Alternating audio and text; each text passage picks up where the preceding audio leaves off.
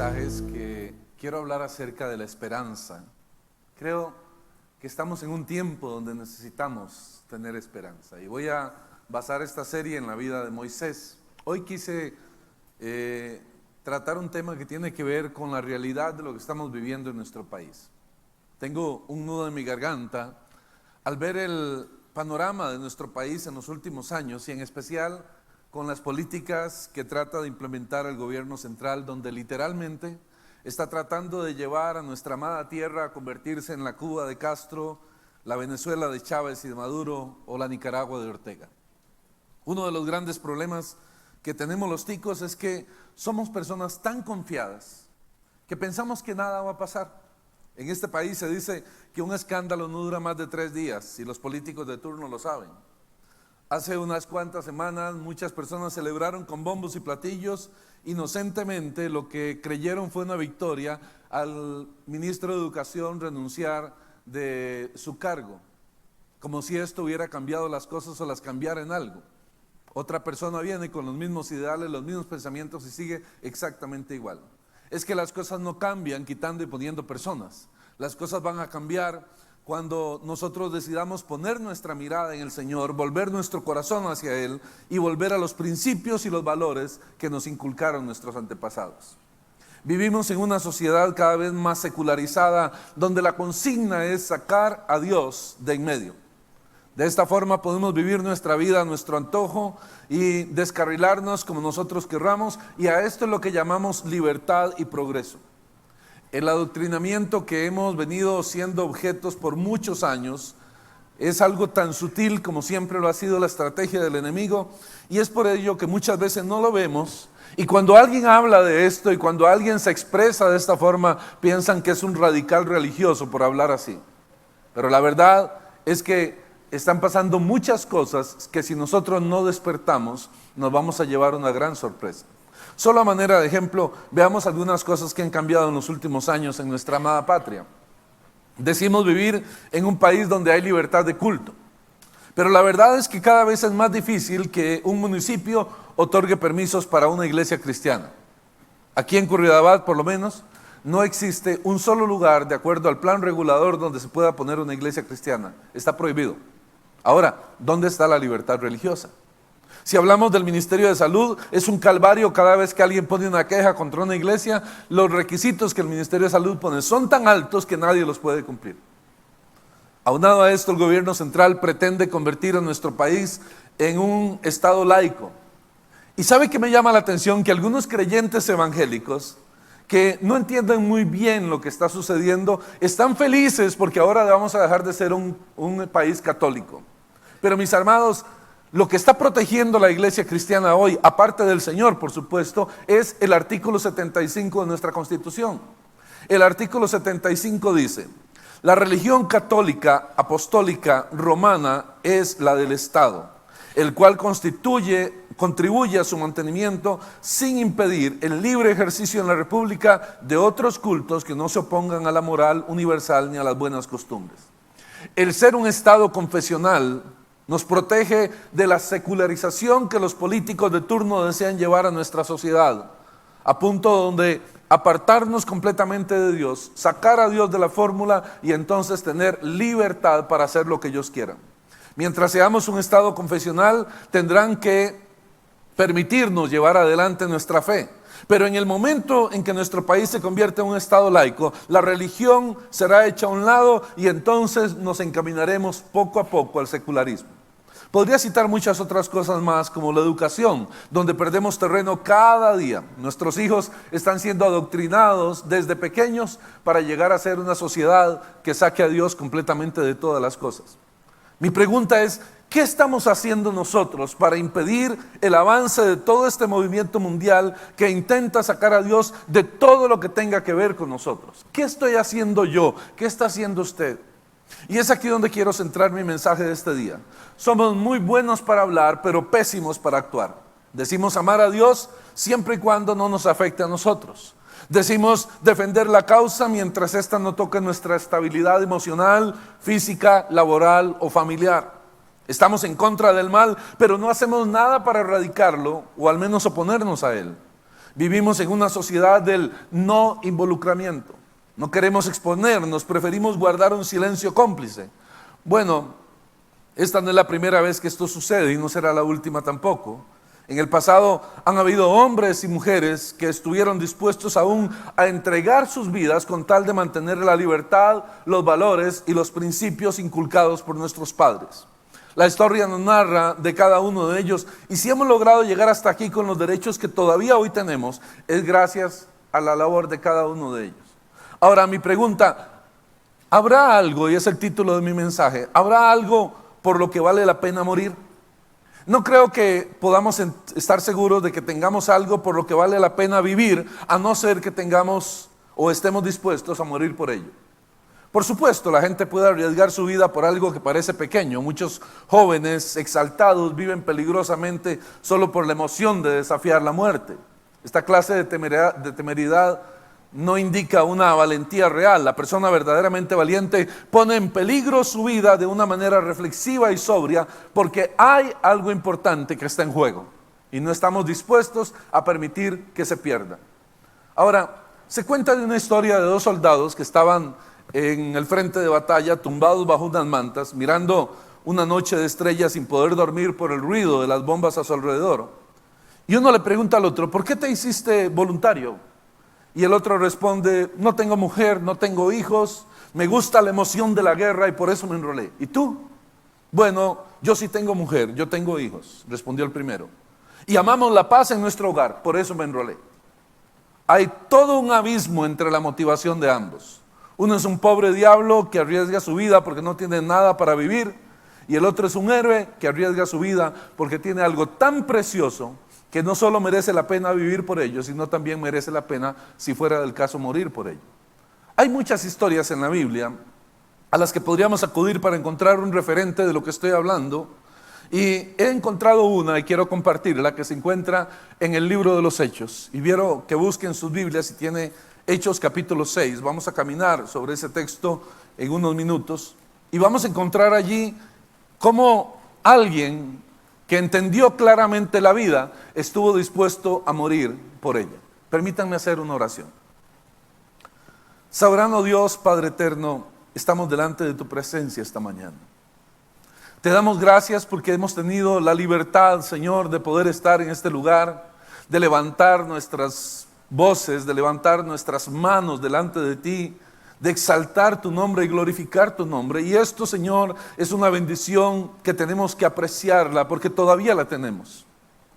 Te damos gracias, Dios, porque podemos estrechar nuestros lazos de amor y de amistad entre nosotros, porque podemos participar de tu reino, porque podemos ser parte de lo que tú estás haciendo en este lugar del país y en muchas otras partes del país.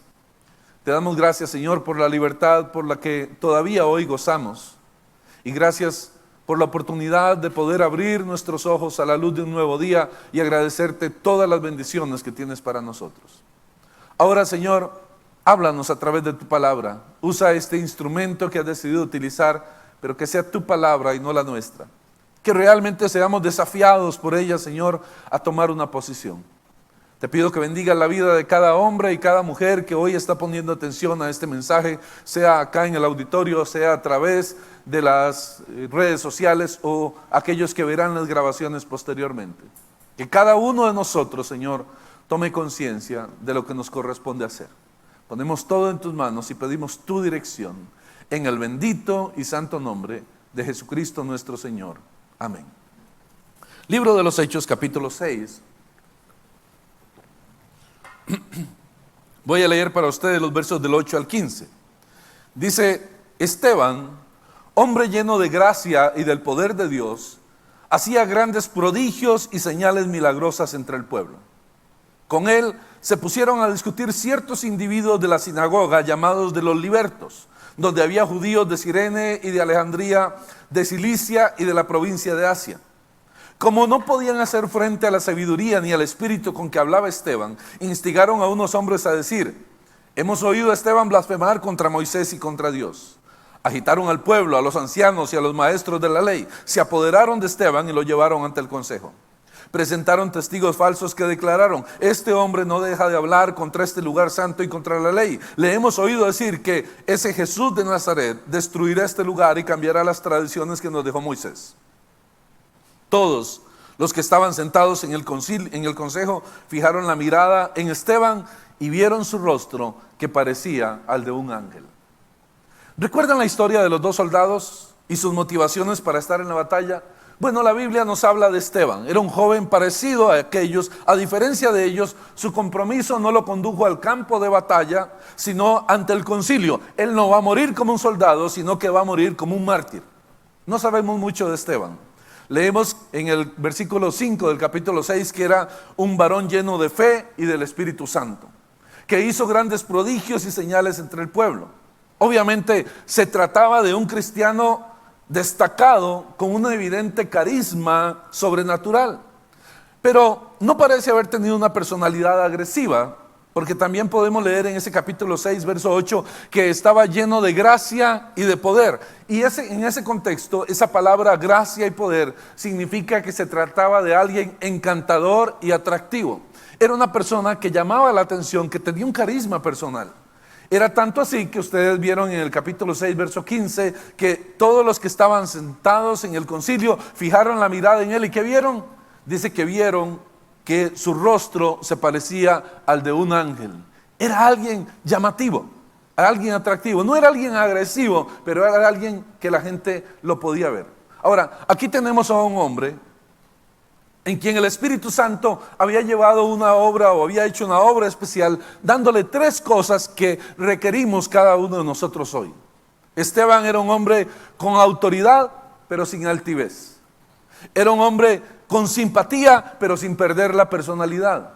Y era un hombre con firmeza, sin mala crianza. Por cierto, ¿cómo necesitamos hoy en día hombres y mujeres como Esteban? Cada vez más nos encontramos con hombres que al recibir la autoridad la usan para abusar de los demás. Hombres que con tal de ser simpáticos sacrifican sus valores y sus principios. Y hemos visto congregaciones enteras convertidas en show de teatro y menos en lugares donde se predique la palabra. ¿Cómo necesitamos hombres que digan ser firmes, pero que no sean malcriados, no sean intempestuosos, no sean irrespetuosos? Esteban es un buen ejemplo de lo que todo creyente debería llegar a ser. Entonces no es de sorprenderse que su potencial fuera rápidamente reconocido por la iglesia. Él fue uno de los 7 diáconos escogidos en la iglesia para servir las mesas, pero no era simplemente un servicio cualquiera. Para escoger a estos hombres, la iglesia tuvo que hacer un escrutinio entre todos los que estaban en la iglesia y escogió 7 que tuvieran buen testimonio, hombres de fe y llenos del Espíritu Santo para servir mesas. Eran hombres intachables, hombres en quien el Espíritu Santo realmente posaba. Ahora, esto queda confirmado por la controversia con la que Esteban se ve envuelto, porque Esteban era un hombre docto, era un hombre educado. Esteban era greco-judío. Posiblemente no había crecido metido en el conservadurismo del arameo de Jerusalén, sino en la atmósfera mucho más cosmopolita de la cultura griega. Dice que la oposición surge de un grupo de judíos de la sinagoga que se llamaba los libertos. Y este título sugiere que eran descendientes de antiguos esclavos romanos que habían conseguido su libertad. Lucas nos cuenta que procedían de provincias imperiales del norte de África y de Asia, y Esteban probablemente tenía muy buena comunicación con ellos por una razón: él hablaba fluidamente el griego. Es probable que entre ellos hubiera cierto número de intelectuales, porque la ciudad de Alejandría, a la que Lucas hace referencia, era en aquel tiempo un famoso centro de enseñanza judía. Por cierto, es bastante probable que Saulo de Tarso perteneciera también a esta sinagoga, porque Saulo de Tarso era un ciudadano romano y Tarso era la capital de Cilicia, que también se menciona allí. Ahora, sin duda, Esteban se vio envuelto en un debate con este sofisticado grupo de la élite judía, porque a diferencia de los apóstoles, él hablaba griego fluido y entonces podía comunicarse fácilmente con ellos. Y está claro que sus oponentes tuvieron grandes dificultades para contradecir la sabiduría y la elocuencia de Esteban. Dice el verso 10, como no podían hacer frente a la sabiduría ni al espíritu con que hablaba. Ahora, para vergüenza de ellos, siendo incapaces de confrontarlo por medio de los argumentos, recurren a la intriga y a la conspiración. Primero levantando falsos testimonios. Hemos oído a Esteban blasfemar contra Moisés y contra Dios. No era cierto. Pero usted sabe que cuando alguien está intentando hacer las cosas bien, se levantarán aquellos que van a decir, lo está haciendo mal, lo está haciendo incorrectamente, porque es la única forma de no poder enfrentar la sabiduría, como el caso de Esteban. Dice que agitaron al pueblo y a los ancianos, a los maestros de la ley, se apoderaron de él y lo llevaron al consejo. Ahora, para contar la historia larga de la vida de este joven brillante y notable, dice que acabó en un salvaje aluvión de piedras, llegando a ser el primero, pero no el último cristiano que ha regado la tierra con su sangre. ¿Por qué este joven tan ejemplar acaba siendo una víctima de semejante homicidio brutal? Lucas deja claro que fue objeto de un vergonzoso complot para incriminarlo. Era obvio para todo el mundo que no había nada de sedicioso ni de criminal en la vida de Esteban. Su único crimen era el haber enfrentado a aquellos influyentes judíos de la sinagoga de los libertos. Y esto fue una ofensa capital. Y el castigo que sufrió fue casi ilegal, o fue ilegal. ¿Por qué? Porque los consejos judíos no tenían el poder de ordenar la pena capital nunca. Tenía que ser el imperio romano que lo hiciera. Esteban no fue ejecutado, Esteban fue linchado. Su juicio fue una parodia de justicia desde el principio hasta el final. ¿Por qué ocurrió? Lucas observa dos factores que condujeron a la tragedia, y es aquí donde nos encontramos a los actores de este circo, los cuales se asemejan en gran parte a los actores de nuestra época. ¿Por qué traigo este texto a colación? Justamente por lo que está sucediendo hoy. Hay dos tipos de personas en nuestro país, en el mundo, pero estoy hablando de nuestro país, dos tipos de personas que enfrentan las cosas de formas diferentes. Veamos los actores de este circo. Los primeros de ellos fueron los simpatizantes silenciosos. Dice el capítulo 5 del libro de los Hechos, versos 12 y 13, por medio de los apóstoles ocurrían muchas señales y prodigios entre el pueblo, y todos los creyentes se reunían de común acuerdo en el pórtico de Salomón. Nadie entre el pueblo se atrevía a juntarse con ellos, aunque los elogiaban. Interesante, ¿no? Es decir, oían la enseñanza de los apóstoles, les gustaba lo que veían, pero no se animaban a juntarse con ellos. Ahora, algunos traductores encuentran algo difícil en este versículo porque parece contradecir el espíritu de lo que sigue. El verso 14 dice, y seguía aumentando el número de los que confiaban en el Señor. Es difícil imaginarnos la situación. La joven iglesia era un grupo popular, bien considerado, pero la mayor parte del público en general no estaba dispuesta a expresar su apoyo abiertamente porque tenían miedo. Quizá tenían miedo de alcanzar o de no alcanzar el nivel que aquel grupo tenía. Después de todo, acababa de pasar la historia de Ananías y Zafira. Pegaron una pequeña mentira, una mentira blanca, y cayeron muertos. Y la gente decía, wow, pertenecer a esa iglesia es un problema. Te pegas una pequeña mentira y caes muerto. Entonces, probablemente les daba miedo. Pero aún más importante era el temor a las autoridades. Cada vez se hacía más evidente que el Sanedrín judío desaprobaba el cristianismo. Habían crucificado a su maestro, ahora habían hecho prisioneros a Pedro y a Juan, y estaba claro que el que se unía era como ponerse la soga al cuello. Así que ellos preferían ir a lo seguro. Pensaban, el cristianismo es evidentemente algo admirable, pero nunca podríamos involucrarnos personalmente. Se contentaban como los espectadores de un partido de fútbol con aplaudir desde las gradas, simpatizantes, pero sin compromiso. Algo así está sucediendo en nuestro tiempo. Hay muchas personas que dicen creer en Dios, que dicen amar y confiar en Dios, pero prefieren ver los toros desde la barrera, prefieren no involucrarse.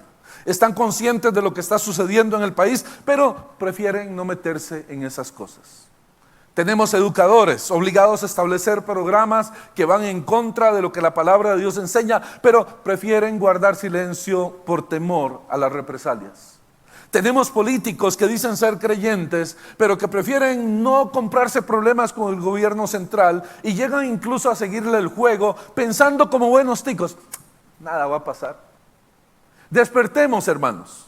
Cada uno de nosotros, donde Dios nos ha colocado, tenemos una responsabilidad. Yo estoy haciendo la mía. No me voy a quedar callado ante las cosas que se están dando, y aunque sea una voz solitaria, seguiré levantándola cada vez más alto. A lo mejor alguien me escuche y decidamos hacer algo. No podemos tomar la actitud de los silenciosos, simplemente quedarnos callados. Muchas de estas personas del mundo actual respetan a la iglesia y tratan la Biblia con reverencia. Quizás tienen ciertos reparos en utilizar el nombre de Cristo en forma blasfema, especialmente si hay algún cristiano cerca. Dan sus monedas de limosna. Si los visita el pastor, con mucha educación le ofrecen una taza de café, pero por mucho que lo admiren, no quieren identificarse íntimamente con el cristianismo. Creo que el motivo tiene mucho que ver con lo que tenía aquella gente de Jerusalén del primer siglo. Tienen demasiado miedo. No cabe duda de que tienen bastantes menos razones para ello, porque nadie va a perseguir a un ciudadano hoy en día, al menos por ahora, por convertirse al cristianismo. Pero hay fuentes de ansiedad, aunque menos extremas, que todavía impiden a las personas ser llevadas a los pies de Cristo. Una de ellas es el miedo al ridículo, por ejemplo. Nadie va a encerrarnos, azotarnos o ejecutarnos por hacernos cristianos hoy, pero la burla es una posibilidad todavía hoy. Para muchos, la multitud es el lugar más seguro para estar. Ahora, ser cristiano te pone en el punto de la mira de la gente. Te hace enfrentarte a la masa, te hace diferente, te hace identificable. Los viejos amigos te señalarán y murmurarán y a tus espaldas te dirán: ¿qué le pasó a Carlos? Se metió a la religión, ahora le prohíben. ¿Sabe qué dice a alguien cuando uno dice: no quiero participar en eso? No te lo permite la religión. Eso es lo que la gente cree. La mayoría de nosotros preferimos escabullirnos y mantenernos con la mayoría. El miedo al ridículo hace que la gente hoy en día no se comprometa exactamente como ocurría en Jerusalén. Jesús ya lo advirtió, habló acerca del discipulado. Y aunque la iglesia no cobra cuota de membresía, eso no significa que pertenecer a ella sea barato. Jesús dijo: debes tomar tu cruz cada día y seguirme. Esto es lo que Jesús está diciendo, y es un reto cuyo precio debe dejarnos a nosotros abrumados. Muchas personas, cuando se sientan y calculan el costo, deciden que esta es una empresa demasiado arriesgada y prefieren ir a lo seguro. Nos unimos a la multitud, nos quedamos callados, seguimos a Jesús silenciosamente sin que nadie se dé cuenta. Este es el temor secreto de muchos simpatizantes que se comprometen consigo mismos, pero no con el cristianismo. Les agradaría bastante ser cristianos y en el fondo de su alma sienten una necesidad que sospechan Jesús puede satisfacer, pero implica un riesgo excesivo. Así que se quedan en los laterales de la experiencia cristiana como observadores, como admiradores, incluso a veces como patrocinadores, pero nunca como participantes. Prefieren que perezca un inocente antes que identificarse con la verdad que éste defiende. Hay personas hoy con esta actitud. El segundo grupo es los pseudocristianos, que prefieren ver los toros desde la barrera. La falta de compromiso de los que son simplemente simpatizantes, pero que no tienen una relación real con Dios, lo vemos ejemplarizado en la reacción del influyente fariseo Gamaliel. Y lo encontramos en un interrogatorio oficial del Consejo Judío de los Apóstoles. En esta ocasión, no se les amenaza con meterlos en prisión, se les amenaza con ejecutarlos. Y es entonces cuando inesperadamente se levanta Gamaliel para pedir moderación. Capítulo 5 del libro de los Hechos, versos del 34 al 39. Dice: pero un fariseo llamado Gamaliel, maestro de la ley, muy respetado por todo el pueblo, se puso en pie en el consejo y mandó que hicieran salir por un momento a los apóstoles. Luego dijo: hombres de Israel, piensen 2 veces en lo que están a punto de hacer con estos hombres. Hace algún tiempo surgió Teudas, jactándose de ser alguien, se le unieron unos 400 hombres, pero lo mataron y todos sus seguidores se dispersaron y allí acabó todo. Después de él surgió Judas el Galileo, en los días del censo, y logró que la gente lo siguiera. A él también lo mataron y todos sus secuaces se dispersaron. En este caso les aconsejo que dejen a estos hombres en paz, suéltenlos. Si lo que se proponen y hacen es de origen humano, fracasará. Pero si es de Dios, no podrán destruirlos y ustedes se encontrarán luchando contra Dios. Se dejaron persuadir por Gamaliel. Conocemos por otras fuentes judías contemporáneas que Gamaliel era uno de los eruditos más destacados de la época. Se dice que Pablo aprendió a los pies de Gamaliel. Hoy lo describiríamos como un profesor de teología de los más renombrados. Y por encima de sus palabras, parece demostrar bastante sabiduría Gamaliel. De hecho, hoy se habla de la sabiduría de Gamaliel. Esto hizo que hubiera un cese temporal en la persecución de los creyentes.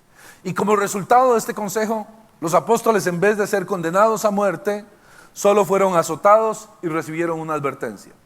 Pero a pesar de parecer una posición loable, yo debo admitir que siempre he quedado profundamente insatisfecho con el argumento de Gamaliel, y está muy lejos de impresionarme, como al parecer le ocurre a muchos comentaristas.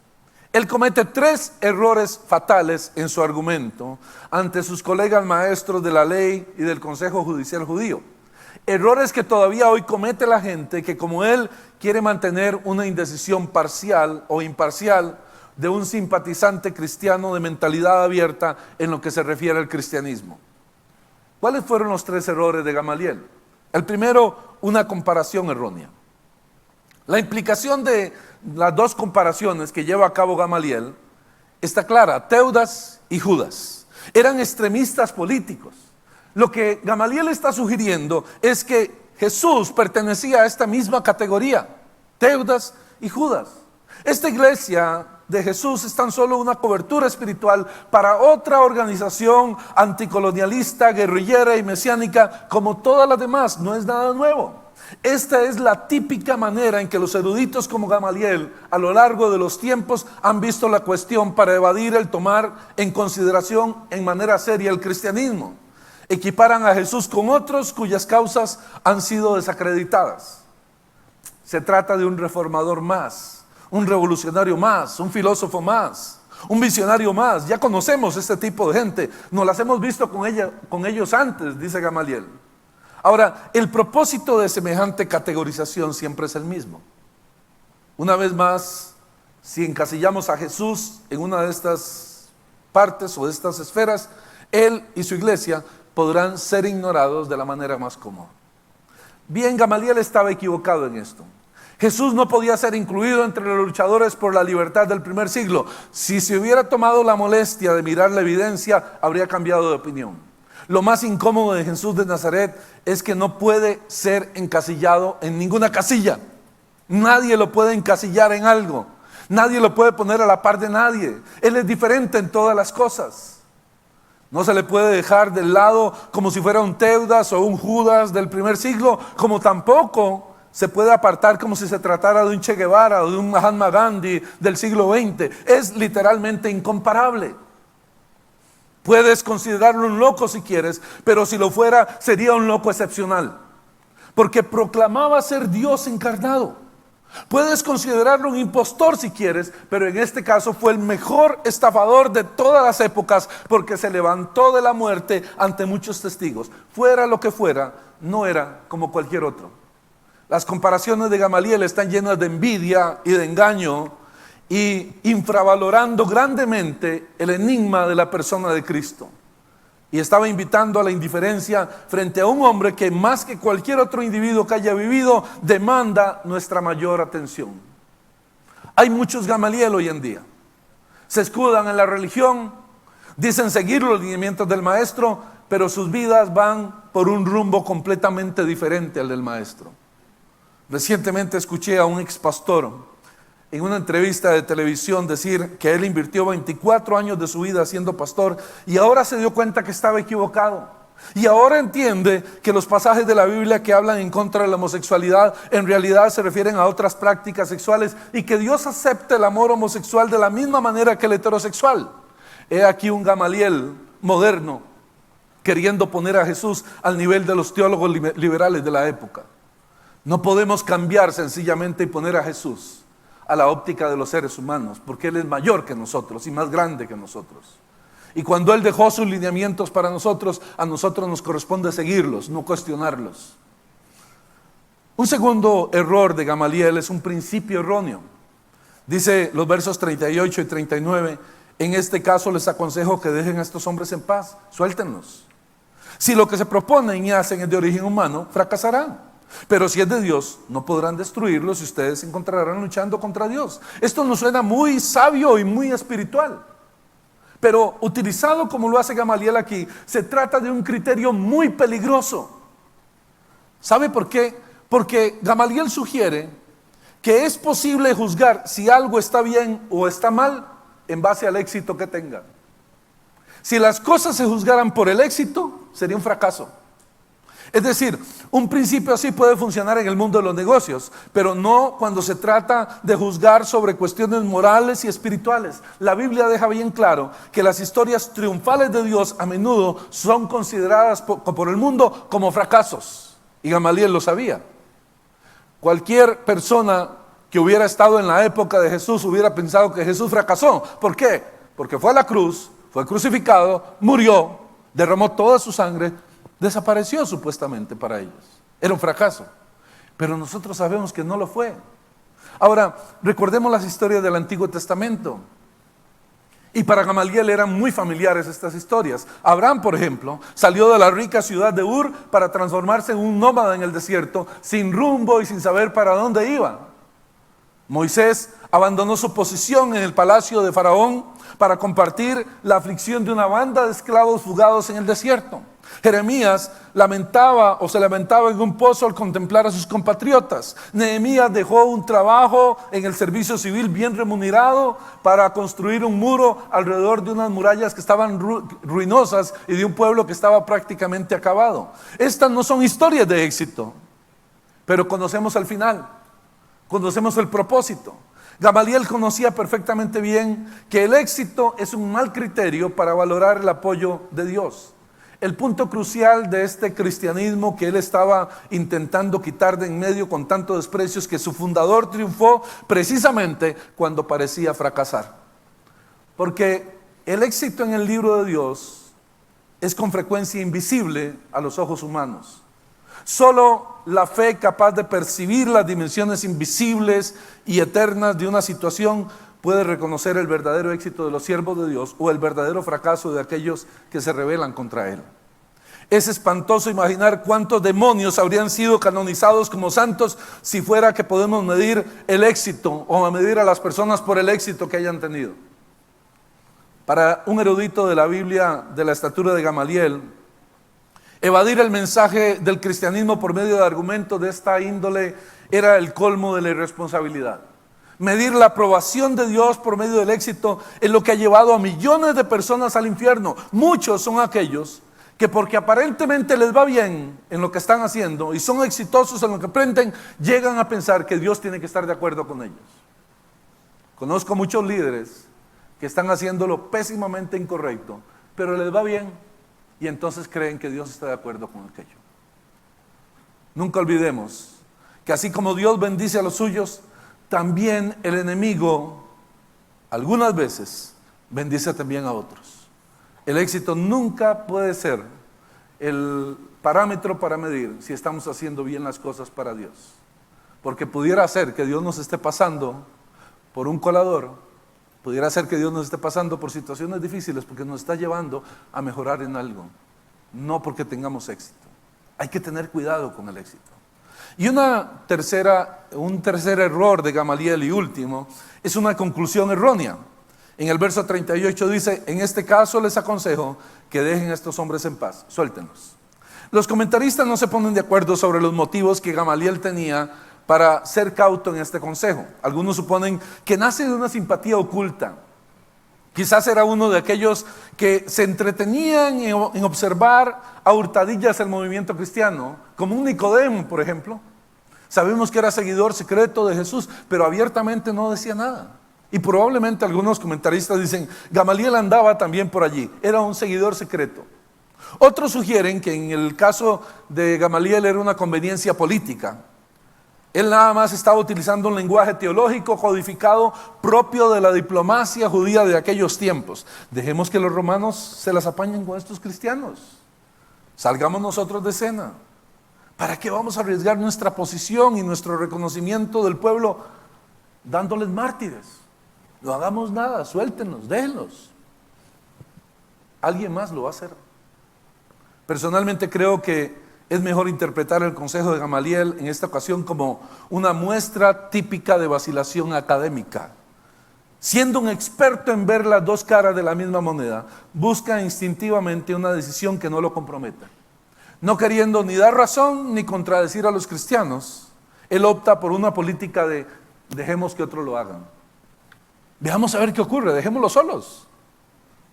Ese es el consejo de Gamaliel. Pero esto es algo que ninguna persona inteligente y responsable puede hacer con los cristianos. Si el mensaje apostólico es verdadero, estamos ante el evento más importante que ha ocurrido en toda la historia del mundo. Si es falso, se trata de la mayor mentira jamás perpetuada en público. No se puede adoptar una posición de conveniencia. Todas las afirmaciones de Jesucristo demandan un veredicto. Ha habido muchos hombres así en el transcurso de los años, que se sientan en la barrera y rehúsan tomar partido a la hora de la verdad. Gamaliel era de los políticos antiguos que se llamaban aquellos de apaciguadores, la clase de discapacitado moral que hizo algo tan absurdo como buscar un compromiso cuando lo que se necesitaba era una decisión. Buscar un compromiso para simplemente quedar bien y no tener que tomar la responsabilidad. Hay todavía miles de ellos a nuestro alrededor, defendiendo su liviandad religiosa, denominándolo mente abierta. Somos una iglesia de mente abierta. No somos tan radicalistas. Nosotros tenemos un cristianismo más liviano. Ahora, por supuesto, hay veces en que la mentalidad abierta es una virtud, pero la mayor parte de veces no podemos defender lo que no está alineado a la palabra de Dios, o nunca podemos defenderlo. Dijo una vez John F. Kennedy: los lugares más calientes del infierno están reservados para aquellos que en momentos de gran crisis moral mantuvieron la neutralidad. No se puede ser neutral. No podemos. No puede mantener una posición neutral, despreocupada, cuando está en juego la salvación de las almas. El mismo Jesús rehusó aceptar un veredicto neutral. Jesús fue tan claro que dijo: el que no está conmigo está contra mí. No hay términos medios en esto. Debes adoptar una posición, no andar por las ramas. El evangelio exige una posición. O creemos o no, porque no hay nada más a la mitad del camino. O vivimos nuestras vidas sobre la base de que Jesús es Dios resucitado de la muerte y que volverá en gloria, o no vivimos nuestra vida de esta manera. Intentar escabullirnos por las bandas en esta cuestión es sencillamente abandonar la responsabilidad que tenemos en cuanto a nuestra propia vida y nuestro propio destino. Esto es lo que hace que Gamaliel sea culpable por su indecisión. Puede que consiguiera un indulto temporal para los apóstoles por medio de su política de indecisión deliberada, pero lo que hizo fue dejar el paso libre a otros, como los de la sinagoga de los libertos, que adolecían de su rechazo de violencia, que tenían menos confianza en la divina providencia y no demostrando ciertamente ninguna propensión a la tolerancia, terminaron acribillando a Esteban con piedras y matándolo. Si no estamos entregados apasionadamente a la defensa de la verdad, entonces compartimos la culpa de aquellos que están entregados apasionadamente a la consecución de sus propósitos negativos.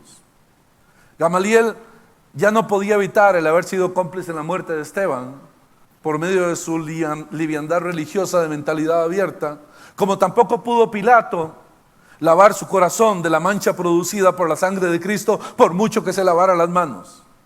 El epílogo de la historia es este. Dice el verso 57 y 58: entonces ellos, gritando a voz en cuello, se taparon los oídos y todos a una se abalanzaron sobre él, lo sacaron a empellones fuera de la ciudad y comenzaron a apedrearlo. Los acusadores le entregaron sus mantos a un joven llamado Saulo. Había una multitud de personas en Jerusalén que eran simpatizantes del cristianismo y que podían haber dado un paso para impedirlo, pero la cobardía los mantuvo al margen como observadores sin compromiso. Había eruditos como Gamaliel que sabían que aquella violencia era contraproducente e innecesaria. Él podía haber utilizado su autoridad para frenarla de golpe, pero prefirió mantenerse a distancia, haciendo gala de la objetividad académica, del pseudo cristianismo, religiosidad de mentalidad abierta. Y así los defensores de la violencia siguieron adelante. Si les hubiéramos preguntado por qué cogían piedras y por qué apedreaban a este hombre, hubieran dicho: estamos ejecutando la voluntad de Dios porque Él ha hablado contra Moisés y contra la ley. Esa es quizás la mayor ironía de todas. Esteban lo entendía. El reino de Dios no iba a avanzar con los medios que estos fanáticos intentaban utilizar. Más bien, en la paradójica economía del reino de Dios, la forma en que se llevan a cabo los propósitos de Dios no es por medio del asesinato, sino de la muerte. No es a través de las ejecuciones, sino de los martirios. Aquí tenemos un hombre que tenía algo por lo que merecía la pena vivir, y lo sabemos porque estuvo dispuesto a morir por ello. Puede que los simpatizantes silenciosos y los pseudocristianos indecisos como Gamaliel vivan más, pero viven una vida con mucho menos sentido. El valiente Esteban probablemente llevó a cabo una mayor labor en pro de la extensión del reino de Dios a través de su muerte que la que podía haber realizado a través de su vida. Mi pregunta hoy para usted y para mí es: ¿estás viviendo de tal manera que estás dispuesto a morir por la causa? ¿O prefieres guardar silencio cómplice ante todas las cosas que suceden a tu alrededor? Porque de cualquier lugar donde lo mires, o estás de un lado o estás del otro. Si simplemente guardas silencio ante todo lo que está pasando, estás haciendo lo mismo que hicieron este grupo, o estás haciendo lo mismo que Gamaliel. Yo mejor no me meto, no me involucro. Hace unos días busqué a una persona influyente de este país y le expresé mi inquietud por lo que está pasando a nivel de país. Y le dije: ¿qué piensan hacer ustedes? Me dijo: Carlos, nosotros no nos metemos en esto. No es problema de nosotros. Vamos a orar. Sí, yo estoy de acuerdo en orar. Totalmente de acuerdo. Alguien me llamó hace unos días, un amigo, me escuchó hablando en la radio sobre este tema y me llamó y me dijo: Carlos, quería hacerte una advertencia como amigo. Baja el tono de lo que dices. Podría ser peligroso. Tú sabes, estás hablando contra el gobierno y el gobierno podría cerrarte la radio. Vamos a bajar nuestros principios y nuestros valores por temor. Vamos a tomar la posición de Gamaliel, de simplemente justificar de alguna forma lo que no estamos haciendo, o vamos a tomar la posición de Esteban y vamos a arriesgar aún nuestra vida en pro de defender lo que tenemos que defender. La decisión es suya y la decisión es mía. Hoy tenemos que tomar una decisión. No podemos seguir callados ante la injusticia, ante el desenfreno moral en que vivimos, ante la apatía de los evangélicos que prefieren no involucrarse. Hoy tenemos que decidir si valoramos tanto la vida que estaríamos dispuestos a darla con tal de mantener la integridad del evangelio. Cierre sus ojos, incline su rostro. Cada uno de nosotros tendrá que tomar una decisión y tendrá que enfrentarse consigo mismo y tendrá que decidir. No tienen que seguir lo que yo estoy haciendo, lo que yo estoy diciendo. Tienen que seguir su conciencia y su conciencia le llevará a saber si usted en el lugar donde está, en la influencia que tiene, algo puede hacer y tiene la responsabilidad de hacer algo, porque si no hace nada, está del otro lado. Señor y Padre Celestial, entendemos tu palabra, Padre. No podemos ser neutros en ninguna situación de la vida, pero menos en situaciones de crisis como las que hoy estamos viviendo. No podemos simplemente tratar de jugar con los dos lados para quedar bien con uno y con el otro. Tenemos que definirnos de un lado, de qué lado estamos. Tenemos que tomar una decisión valiente de decir: voy a morir con las botas puestas si esto es necesario. Porque el día en que nos acobardemos, el día en que busquemos argumentos para mantenernos neutrales, ese día habremos cedido a la tentación de lo que el enemigo quiere hacer.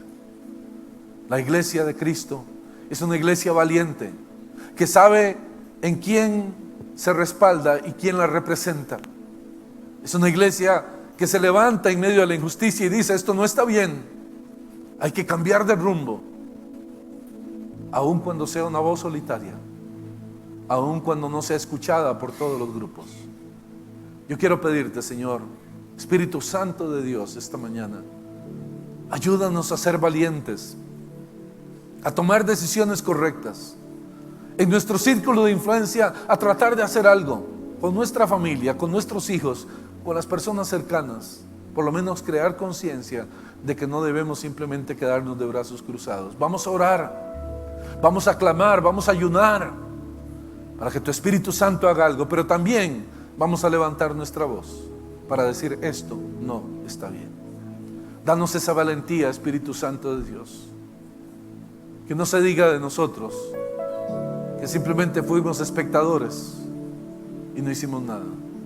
O que no se diga que fuimos argumentadores, lavando nuestras manos y diciendo: no es mi responsabilidad, es la de otros, porque allí ya habremos tomado una decisión. Por favor, guíanos, Señor, a tomar decisiones correctas. Como iglesia, ayúdanos, Señor, a levantar nuestra voz cada vez más alto para destruir todo ese andamiaje que el enemigo quiere hacer en medio de nosotros y alrededor de nosotros. Levantar una voz profética de verdad que defienda los principios y los valores que la palabra de Dios nos enseña. Que no nos quedemos callados ante las circunstancias, sino que hagamos algo, Señor. Te lo pedimos, Padre. Danos la valentía, danos la entereza de carácter, danos la confianza y la fe para poder hacer las cosas. Te lo pedimos, Padre, en el nombre de Cristo Jesús, nuestro Señor. Amén y amén. Que Dios